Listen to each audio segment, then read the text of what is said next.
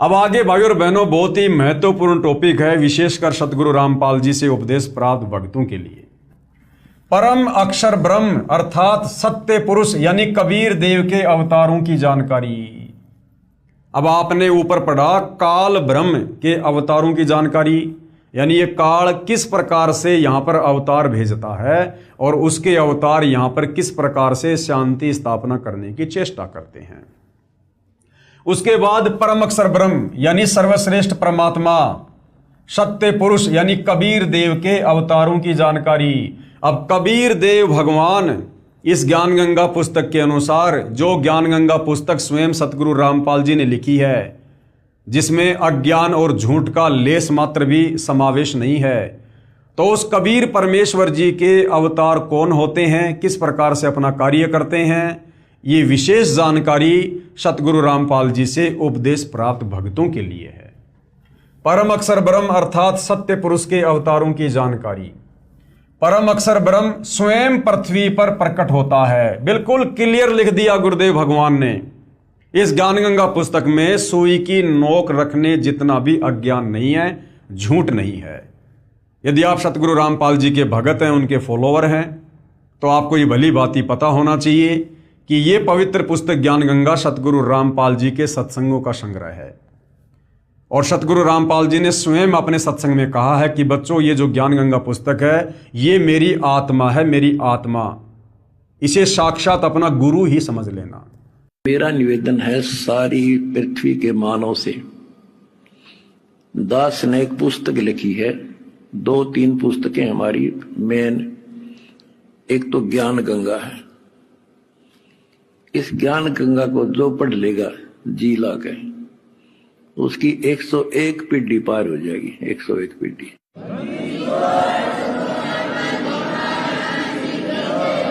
ये सारा ज्ञान कति मेरी आत्मा समझ लेना हो। ज्ञान गंगा ऐसे गजब तरीके से तैयार कर रखी है, जब इंसान होगा निष्पक्ष भाव से पढ़ लेगा, वो और बताता फिरेगा। इन देखते तो है नहीं, हाहाकार मचाते हैं, इसमें ये लिख दिया वो लिख दिया। एक भी उस पुस्तक में बगैर शास्त्र प्रमाण में शब्द नहीं बोला। अगर उसमें जो लिखा हुआ गीता से, वेद से, पुराण से, कुरान से, बाइबल से, अगर उसमें गलत है तो फिर वो आपकी पुरानी पुस्तकें खराब हैं। लेकिन पुस्तक गलत नहीं, हमारी बुद्धि खराब है, हम समझ नहीं पाए। तो यहां पर पूज्य गुरुदेव भगवान ने क्या कुछ लिखा है? परम अक्षर ब्रह्म कौन? कबीर देव, कबीर परमात्मा स्वयं पृथ्वी पर प्रकट होता है और वह सशरीर आता है। यानी कबीर परमात्मा अपना कोई अवतार सतलोक से नहीं भेजता है। जिस प्रकार ये काल विष्णु लोक से अपने अवतार भेजता है, इस प्रकार वो कबीर भगवान सतलोक से कोई अवतार नहीं भेजता है, क्योंकि वो समर्थ है। तो क्या लिखा हुआ है? परम अक्षर ब्रह्म यानी कबीर देव स्वयं पृथ्वी पर प्रकट होता है। कबीर भगवान खुद ही सतलोक से चलकर आता है, प्रकट होता है तत्वदर्शी संत के रूप में, और वो सशरीर आता है, किसी मां के गर्भ से जन्म लेके नहीं आता वो कबीर भगवान। इसलिए दास बारंबार विनती करता है, प्रार्थना करता है कि सतगुरु रामपाल जी के सत्संगों को भगत भाई बहनों ने ध्यान से सुनना चाहिए। हम सतगुरु रामपाल जी को भगवान कहते हैं, कबीर परमात्मा कहते हैं, तो क्या कबीर परमात्मा किसी मां के गर्भ से जन्म लेकर आएगा? बिल्कुल नहीं भाई और बहनों। इस परमेश्वर के खेल बड़े अजब गजब हैं, निराले हैं। इनकी लीलाओं को यदि समझना है तो आपने पतिव्रता पद पर आना पड़ेगा। एक साधे सब सदें, सब साधे सब जाए, और माली सींचे मूल को फले फूले अघाए। तो यहां पर परमेश्वर रामपाल जी ने परम अक्षर ब्रह्म के अवतार के विषय में बिल्कुल क्लियर कर दिया है कि परम अक्षर ब्रह्म यानी कबीर भगवान सतलोक से किसी को भी अवतार बनाकर नहीं भेजता है, किसी भी आत्मा को अपने अंश अवतार के रूप में नहीं भेजता है।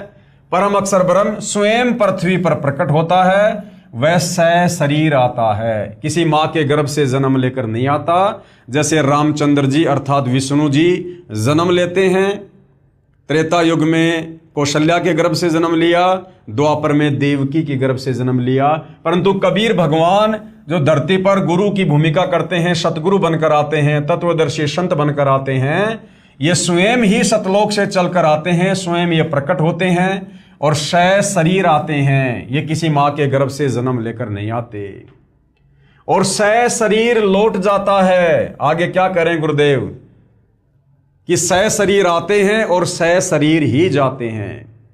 जैसे 650 साल पहले कबीर परमात्मा जी सन 1398 में काशी के लहर तारा तालाब में शिशु रूप में सतलोक से चलकर प्रकट हुए और अंत में सन 1518 में लीला करते हुए मगर से शरीर सतलोक को गमन कर गए।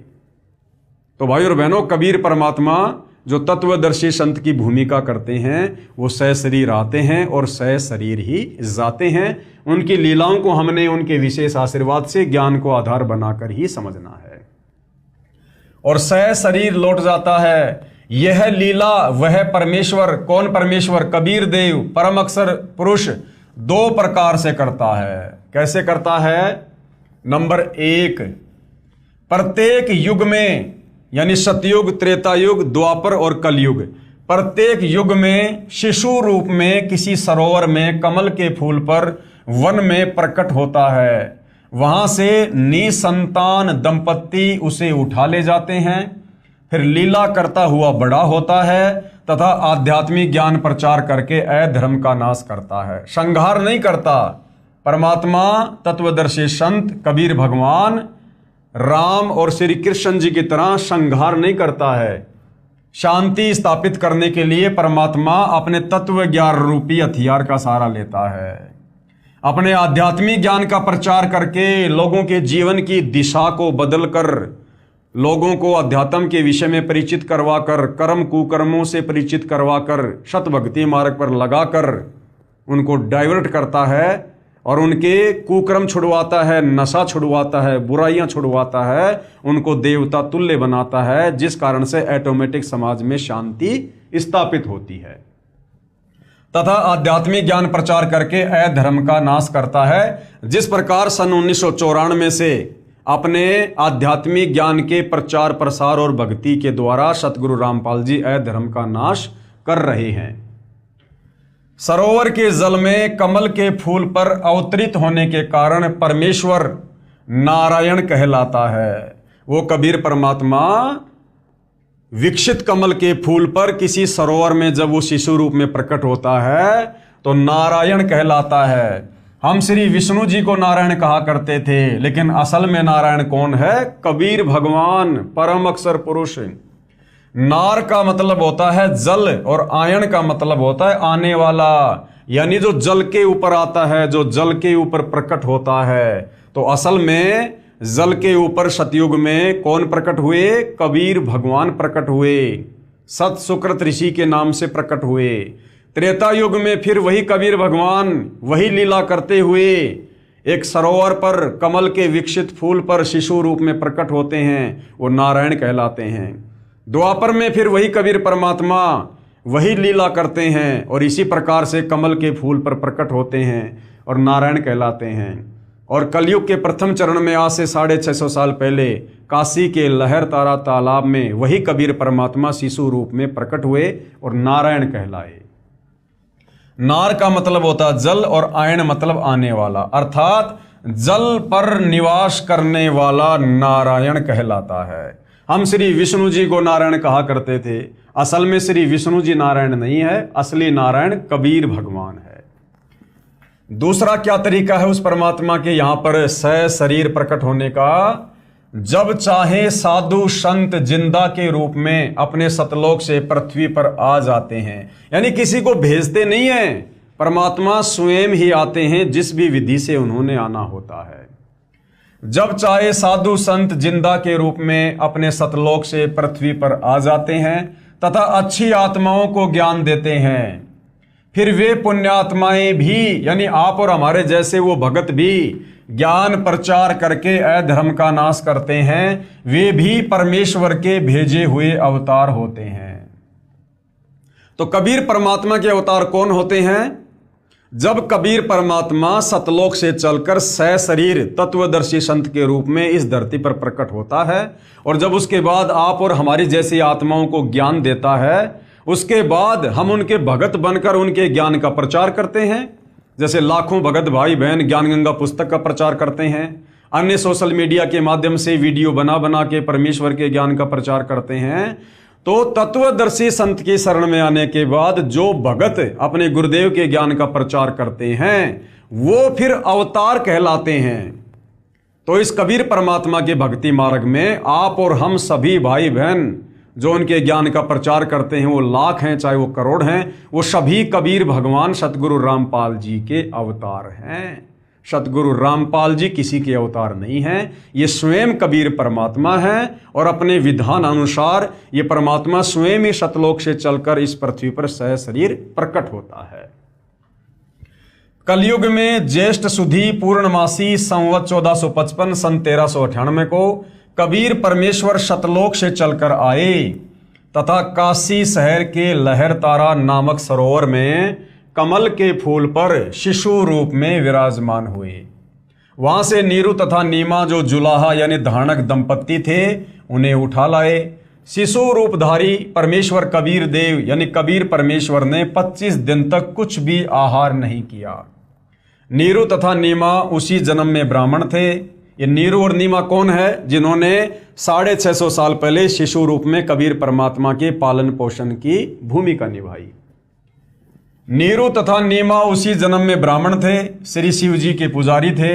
मुसलमानों द्वारा बलपूर्वक मुसलमान बनाए जाने के कारण जुलाहे का कार्य करके निर्वाह करते थे।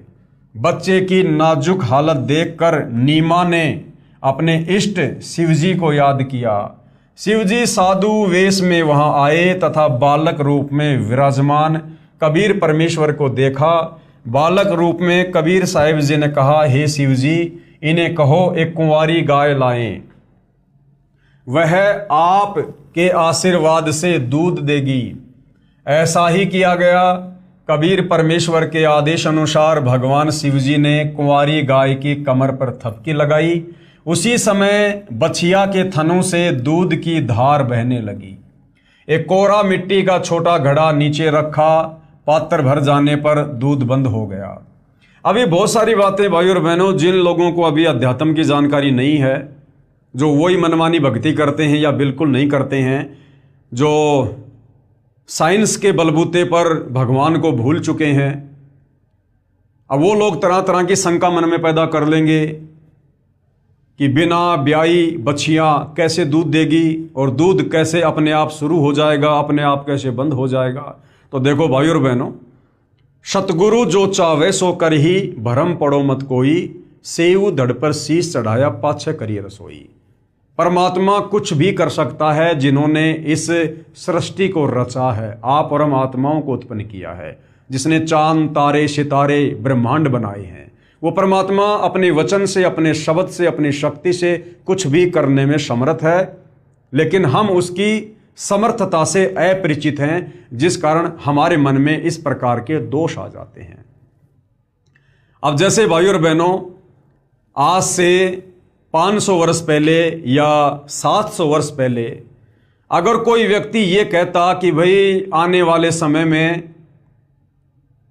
एक हवाई जहाज बनेगा जो कई टन वजन का होगा, लोहे का होगा, एल्युमिनियम का होगा, और वो हजारों टन वजनी लोहे का जहाज वो आकाश में उड़ा करेगा और चंद घंटों में कई हजार किलोमीटर की यात्रा पूरी कर लेगा, और उसमें कई सैकड़ों व्यक्ति बैठकर यात्रा किया करेंगे। अगर आज से 500 साल पहले, जब तक हवाई जहाज का आविष्कार नहीं हुआ था, अगर इस प्रकार की बात कोई करता तो उसको दुनिया का सबसे बड़ा मूर्ख व्यक्ति समझा जाता कि भैया ये 1 रुपए का सिक्का तो तू मुझे आकाश में उड़ा के दिखा दे, तू बात कर रहा है कई टन वजनी जहाज की, क्यों मजाक करता है। लेकिन आज भाई और बहनों, आप और हमारी आंखों के सामने ये स्पष्ट रूप से हो रहा है और हमें किसी प्रकार की कोई शंका नहीं है, क्योंकि हमारी आंखों के सामने हो रहा है। ठीक इसी प्रकार यदि आज से सैकड़ों वर्ष पहले कोई ये कहता कि भाई जब आप अपने घरों में, जब आप एंट्री करोगे, जब आप अपने घर पर आने वाले समय में एंट्री करोगे, तो ऐसी ऐसी मशीनें बन जाएंगी आपके गेट के पास जाते ही गेट ऑटोमेटिक खुल जाएगा और आपके 2 फुट दूर जाते ही गेट ऑटोमेटिक बंद हो जाएगा। किसी ने दरवाजा ना खोलने की जरूरत है ना बंद करने की जरूरत है। तो सैकड़ों वर्ष पहले जब तक इस प्रकार के दरवाजों का आविष्कार नहीं हुआ था, कोई भी व्यक्ति इन बातों पर यकीन नहीं करने वाला था। लेकिन आज भाई और बहनों, हम अपनी आंखों से देख रहे हैं, बड़े बड़े मॉल में, बड़े बड़े होटलों में सेंसर लगे होते हैं, शीशे के गेट होते हैं। जैसे ही हम गेट के पास जाते हैं ऑटोमेटिक सेंसर काम करता है, दरवाज़ा खुल जाता है। जैसे ही हम प्रवेश करते हैं ऑटोमेटिक दरवाज़ा बंद हो जाता है।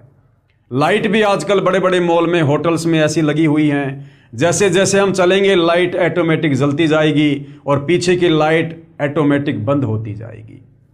तो भाई और बहनों, ये तो खाली वैज्ञानिकों ने किया, विज्ञान के बलबूते पर किया। अब ये विज्ञान क्या है, ये इंसान क्या है भाई और बहनों? विज्ञान का आविष्कार, इन तमाम प्रकार के उपकरणों का आविष्कार, ये किसने किया? इंसान ने किया, वैज्ञानिक ने किया। इंसान को किसने उत्पन्न किया? परमात्मा ने, भगवान ने। तो भाई और बहनों, जब भगवान के द्वारा उत्पन्न किया गया एक मिट्टी का एक पुतला, जब इतना सब कुछ उसी भगवान के द्वारा दी गई उस बुद्धि आधार से, विज्ञान के माध्यम से जब इतना सब कुछ कर सकता है, तो सोचिए उस इंसान को बनाने वाला परमात्मा, उसके पास कितनी बुद्धि होगी, उसके पास कैसे कैसी सिद्धि होंगी, वो क्या कुछ नहीं कर सकता है। तो भाई और बहनों, अभी तक हम परमपिता परमात्मा जी से, जिन्होंने सारी सृष्टि को रचा और उनके विधान से अपरिचित हैं, उनकी शक्ति और समर्थता से अपरिचित हैं, जिस कारण आध्यात्मिक अज्ञानता के चलते हमारे अंदर इस प्रकार की छोटी और घटिया सोच उत्पन्न हो जाती है। परंतु जब हम सतगुरु रामपाल जी के सत्संग सुनेंगे, धर्मशास्त्रों से परिचित होंगे, परमेश्वर के विधान और उसकी समर्थता से परिचित होंगे, तो हमारे मन में कभी भी इस प्रकार की शंका फिर नहीं होगी। तो क्या कहा गया है? उसी समय बछिया के थनों से दूध की धार बहने लगी। एक कोरा मिट्टी का छोटा घड़ा नीचे रखा, पात्र भर जाने पर दूध बंद हो गया। फिर प्रतिदिन पात्र थनों के नीचे करते ही बछिया के थनों से दूध निकलता। आप जी देखते होंगे दिल्ली में जो मदर डेयरी है, मदर डेयरी पर लोग अपना लोटा लेकर, कोई भी अपना जो पात्र है उसको लेकर दूध लेने जाते हैं। और मदर डेयरी पर क्या सिस्टम है, आपने अगर 20 रुपये का दूध चाहिए, आप जी 20 रुपये मदर डेयरी के अंदर बैठे व्यक्ति को देंगे। और बाहर जो एक वो टूटी लगी होती है, टूटी जो एक नल लगा होता है, आप उसके नीचे अपने उस पात्र को रख देते हैं और अंदर बैठा व्यक्ति 20 रुपये का कितना दूध आएगा वो मशीन का बटन दबा देता है, तो 20 रुपये का दूध ऑटोमेटिक उस नल के द्वारा आपके पात्र में आ जाता है। और जैसे ही 20 रुपये का दूध जब उस पात्र में डाल दिया जाता है, तो ऑटोमेटिक उस मशीन के माध्यम से दूध आना बंद हो जाता है। तो भाई और बहनों, वो परमपिता परमात्मा क्या नहीं कर सकता? सब कुछ कर सकता है। फिर प्रतिदिन पात्र थनों के नीचे करते ही बछिया के थनों से दूध निकलता। उसको परमेश्वर कबीर जी पिया करते थे। जुलाहे के घर परवरिश होने के कारण बड़े होकर परमेश्वर कबीर जी भी जुलाहे का कार्य करने लगे तथा अपनी अच्छी आत्माओं को मिले, उनको तत्व ज्ञान समझाया। यानी 650 साल पहले 64 लाख आत्मा कबीर परमात्मा की शरण में आई, उनको परमेश्वर जी ने ज्ञान समझाया तथा स्वयं भी तत्व ज्ञान प्रचार करके अधर्म का नाश किया। तथा जिन जिन को परमेश्वर जिंदा महात्मा के रूप में मिले, कबीर परमात्मा अन्य रूप में जिंदा बाबा का रूप बनाकर, जो जिंदा वेशधारी विशेषकर मुसलमान धर्म में होते हैं, तो जिंदा बाबा का रूप बनाकर भी कबीर परमात्मा समय समय पर अपनी अच्छी आत्माओं को ज्ञान समझाने के लिए मिलते रहते हैं। उनको सचखंड यानी सतलोक में ले गए तथा फिर वापस छोड़ा, उनको आध्यात्मिक ज्ञान दिया तथा अपने से परिचित करवाया। वे उस परमेश्वर यानी सत्य पुरुष कबीर देव के अवतार थे। तो कबीर परमात्मा के अवतार कौन होते हैं और कैसे होते हैं, यहां पर समझाया गया है। जब कबीर परमात्मा धरती पर आता है, जिंदा बाबा के रूप में आता है और जिन जिन अच्छी आत्माओं को कबीर भगवान मिलता है उनको ज्ञान समझाता है, सतलोक दिखाता है, जैसे धर्मदास जी, गरीबदास जी, मलुकदास जी, नानक जी। इन तमाम आत्माओं को परमात्मा मिले, अपने विधान से परिचित करवाया, इन आत्माओं को सतलोक लेकर गए, फिर इनको वापस छोड़ा और परमात्मा से परिचित होकर फिर उन तमाम आत्माओं ने भी वही ज्ञान आगे प्रचारित किया और वो तमाम आत्मा फिर क्या कहलाई? कबीर भगवान के अवतार। तो कबीर भगवान के अवतार यहीं पर तैयार होते हैं, सतलोक से नहीं आते हैं। जिनको कबीर परमात्मा अपना ज्ञान समझाता है, अपना विधान समझाता है और वो आत्माएं फिर उस कबीर भगवान की तरह उस तत्व ज्ञान का आगे प्रचार करती हैं, वो उस कबीर भगवान के अवतार कहलाते हैं। उनको आध्यात्मिक ज्ञान दिया तथा अपने से परिचित कराया। वे उस परमेश्वर यानी सत्य पुरुष कबीर के अवतार थे। उन्होंने भी परमेश्वर से प्राप्त ज्ञान के आधार से अधर्म का नाश किया। वे अवतार कौन कौन हुए हैं, उन अवतारों की जानकारी दी जा रही है भाई और बहनों। यानी कबीर भगवान के अवतार कौन कौन हुए हैं। आदरणीय धर्मदास जी, तो आदरणीय धर्मदास जी जिनको कबीर भगवान के अवतार की संज्ञा दी गई है, ये सतलोक से नहीं आए थे। इनको कबीर जी ने सतलोक से नहीं भेजा था। इनको यहीं पर आकर कबीर जी ने ज्ञान समझाया, फिर इनको सतलोक लेकर गए, फिर वापस छोड़ा, फिर धर्मदास जी ने कबीर जी के ज्ञान का प्रचार किया, तो कबीर जी के अवतार कहलाए। तो पहले अवतार कौन? आदरणीय धर्मदास जी। आदरणीय मलुकदास जी को भी परमात्मा ने इसी प्रकार से ज्ञान समझाया और ये भी कबीर परमात्मा के अवतार कहलाए। आदरणीय नानक देव साहिब जी जो कि सिख धर्म के प्रवर्तक, इनको भी कबीर परमात्मा बेई नदी पर मिले, सचखंड लेकर गए, फिर वापस छोड़ा। इन्होंने भी उनके ज्ञान का प्रचार किया और ये भी कबीर जी के अवतार कहलाए। आदरणीय दादू साहिब जी, दादू पंथ के प्रवर्तक, आदरणीय दादू जी को भी इसी प्रकार से कबीर भगवान मिले, उनको ज्ञान दिया, फिर इन्होंने आगे कबीर जी के ज्ञान का प्रचार किया, तो ये भी कबीर जी के अवतार कहलाए। आदरणीय गरीबदास साहिब जी, गांव छुडानी, जिला झज्जर, हरियाणा वाले, तथा आदरणीय घीसा दास साहिब जी, गांव खेकड़ा, जिला मेरठ, उत्तर प्रदेश वाले। ये उपरोक्त सर्व अवतार ये क्या है? सभी अवतार हैं। किसके? परम अक्षर ब्रह्म सत्य पुरुष कबीर जी के थे। अपना कार्य करके चले गए, अधर्म का नाश किया। अब बताओ भाई और बहनों, ये तमाम आत्माएं आदरणीय गरीबदास जी, मलुकदास जी, दादू जी, घीसा जी, नानक जी, धर्मदास जी, जिनको कबीर परमात्मा जी सतलोक से चलकर इस पृथ्वी लोक पर मिले, अपना तत्व ज्ञान समझाया। इन्होंने परमेश्वर के तत्व ज्ञान को समझा, उसके बाद आगे उस तत्व ज्ञान का प्रचार किया और ये क्या कहलाए? परमात्मा के अवतार।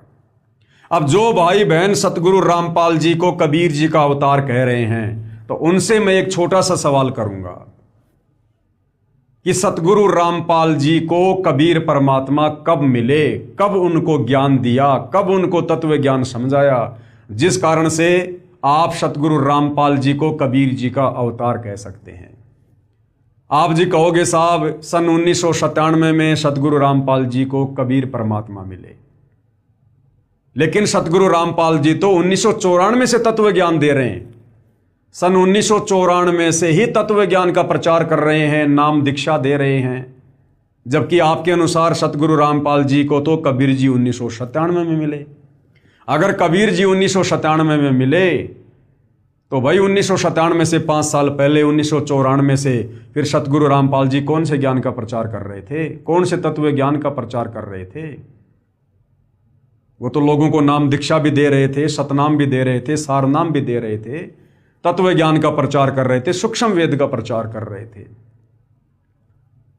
और ना ही कबीर परमात्मा आप लोगों के अनुसार जब 1997 में सतगुरु रामपाल जी को मिले तो वो तो चंद समय के लिए मिले थे। आप लोगों के अनुसार चंद समय के लिए मिले थे, वो तो उसके बाद अंतर्ध्यान हो गए। तो उन्होंने कब ज्ञान समझाया, कैसे ज्ञान समझाया? धर्मदास जी को तो कबीर भगवान ने सैकड़ों वर्ष ज्ञान समझाया। नानक जी को कबीर परमात्मा ने कई वर्षों तक ज्ञान समझाया। तो भाई और बहनों, सतगुरु रामपाल जी कबीर परमेश्वर जी के अवतार नहीं हैं, क्योंकि अवतार को आत्मा कहा जाता है। आत्मा, जैसे धर्मदास जी एक आत्मा थी, दादू जी एक आत्मा थी, जिनको कबीर परमात्मा सतलोक से चलकर आए, उनको मिले, उनको ज्ञान समझाया। परंतु सतगुरु रामपाल जी परमात्मा है, परमात्मा। आत्मा होती है जीव और परमात्मा होता है भगवान। तो भाई और बहनों, सतगुरु रामपाल जी तो आप भाई बहनों के अनुसार सन 1997 में कबीर भगवान के मिलने से पहले से ही तत्व ज्ञान का प्रचार कर रहे हैं, लोगों को दीक्षा दे रहे हैं। तो सतगुरु रामपाल जी स्वयं कबीर भगवान हैं, ये कबीर जी के अवतार नहीं हैं। दास विनती करेगा, प्रार्थना करेगा, आप सतगुरु रामपाल जी के सत्संगों को गहराई से समझने का प्रयत्न कीजिएगा। यदि आप गुरुदेव भगवान से सद्बुद्धि की भिक्षा मांगोगे तो परमेश्वर अवश्य आप जीव का ज्ञान योग खोलेंगे और आपको अपने गुरुदेव भगवान की वास्तविक परमात्मा वाली स्थिति का ज्ञान होगा। उपरोक्त सभी अवतार परम अक्षर ब्रह्म सत्य पुरुष यानी कबीर जी के थे। अपना कार्य करके चले गए, अधर्म का नाश किया, जिस कारण से जनता में बहुत समय तक बुराई नहीं समाई। वर्तमान में संतों की कमी नहीं, परंतु शांति का नामो निशान नहीं। कारण यह है कि इन संतों की साधना यानी भक्ति शास्त्रों के विरुद्ध है, गीता जी के विरुद्ध है, वेदों के विरुद्ध है। इन संतों के, आचार्य शंकराचार्यों के, किसी भी धर्म के धर्माचार्य के जो मंत्र हैं, जो साधना है, जो भक्ति विधि है, वो उस धर्म के पवित्र शास्त्रों के विरुद्ध है, अर्थात मनमाना आचरण है। जिस कारण गांव गांव में संत है लेकिन शांति का नामो निशान भी नहीं है। जिस कारण से समाज में अधर्म बढ़ता ही जा रहा है। इन पंथों और संतों को सैकड़ों वर्ष हो गए ज्ञान प्रचार करते हुए, परंतु अधर्म बढ़ता ही जा रहा है, परंतु अधर्म बढ़ता ही जा रहा है।